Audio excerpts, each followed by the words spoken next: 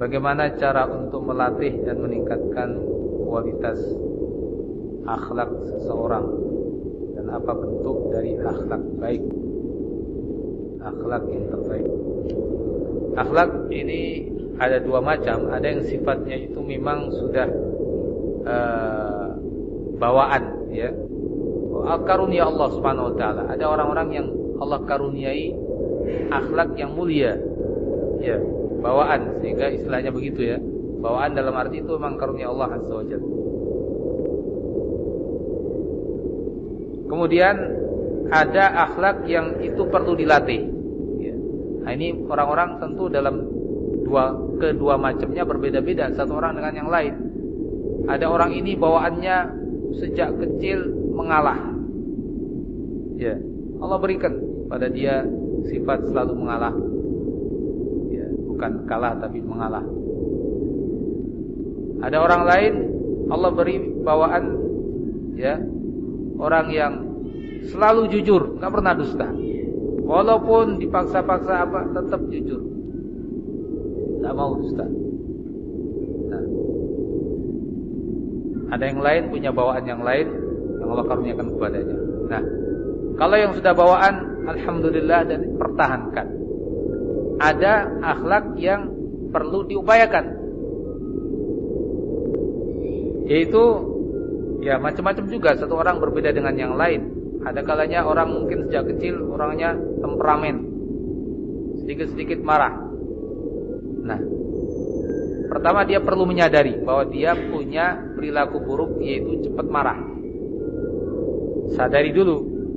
Kalau dia nggak menyadari, nggak bakal bisa merubah, ya kan? Jadi langkah pertama perlu menyadari bahwa dia punya akhlak tidak baik, yaitu temperamen, gampang marah. Nah, kemudian perlu berusaha. Bagaimana caranya? Ya, ketika ingin marah, tahan diri. Jangan bicara. Itu salah satu langkah untuk menahan kemarahan. Diam. Begitu juga Nabi katakan duduk. Kalau perlu wudu. Nah, itu beberapa hal untuk menahan kemarahan. Kemudian juga perlu latihan untuk menghilangkan sifat pemarah itu dengan cara bergaul dengan orang-orang yang bukan pemarah. Nah, pergaulan dengan orang-orang itu akan punya pengaruh besar. Orang yang kalau ngomong lembut, ya, kalau ngomong nggak keras-keras, ya. Bergaul dengan orang-orang yang seperti itu akan membuat dia semakin terbentuk perilakunya. Nah, ini contoh saja. Sifat kedermawanan, misalnya, ada orangnya bakhil. Nah, sekali lagi dia perlu menyadari bahwa dia punya sifat buruk, yaitu bakhil, pelit.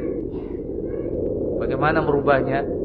Ingat Nabi menganjurkan untuk orang itu tidak pelit, kedermawanan itu bagus, baik, dan seterusnya. Dan juga dia perlu melatih, berusaha, ya, berusaha. Kemudian bergaul dengan orang-orang yang juga seperti itu.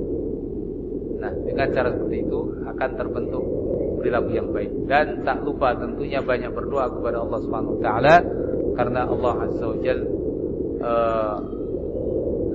Maha mendengar doanya.